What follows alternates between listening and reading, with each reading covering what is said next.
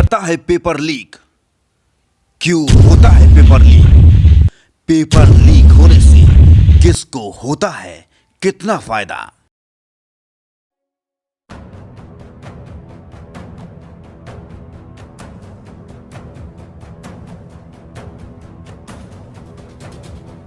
यह पहली बार नहीं था जब यूपी टेट का पेपर लीक हुआ। इससे पहले भी कई बार अन्य परीक्षाओं के भी पेपर लीक हो चुके हैं। पर सवाल ये नहीं कि पेपर लीक होता है, सवाल ये कि पेपर कैसे लीक होता है और कौन इसे लीक करता है।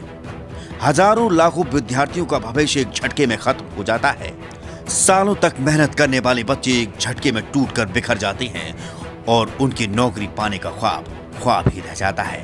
परिवार की उम्मीदें भी कम होने लगती हैं। 28 नवंबर को भी ऐसा ही हुआ। 28 नवंबर को यूपी टेट का पेपर लीक कर दिया गया और घोट दिया गया लाखों विद्यार्थियों का गला। मिला दी उनकी बरसों की मेहनत मिट्टी में। पर यह किया किसने और क्यों किया, हम आपको बताते हैं। दरअसल भ्रष्टाचारी के भेड़िए भ्रष्टाचारी के दलदल में इतने धंसते चले जाते हैं कि उन्हें लाखों बच्चों के भविष्य की कोई फिक्र ही नहीं होती और एक मोटी रकम लेकर पेपर को लीक कर दिया जाता है। लेकिन ये पैसा लेता कौन है? जाहिर सी बात है, जिसके पास पेपर होगा, जो पेपर को लीक करेगा वही पैसा लेगा।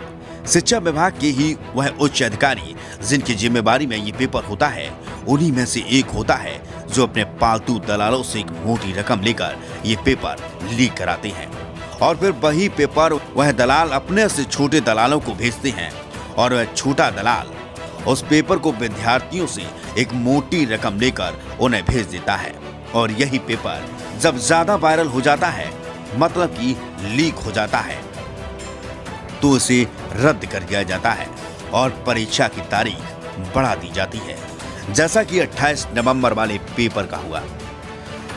ज्यादातर ऐसे पेपर वही विद्यार्थी लेते हैं जो पढ़ाई नहीं करते और पैसे की दम पर नौकरी पाना चाहते हैं। ऐसे में होता क्या है कि जो विद्यार्थी बरसों से मेहनत करता है, उनकी पढ़ाई चौपट हो जाती है और बरसों की मेहनत इन चंद भ्रष्टाचारी दलालों के चक्कर में बर्बाद हो जाती है। सरकार से निवेदन है कि ऐसे लोगों पर कड़ी से कड़ी कार्रवाई की जाए ताकि लाखों बच्चों का भविष्य बर्बाद होने से बच सके।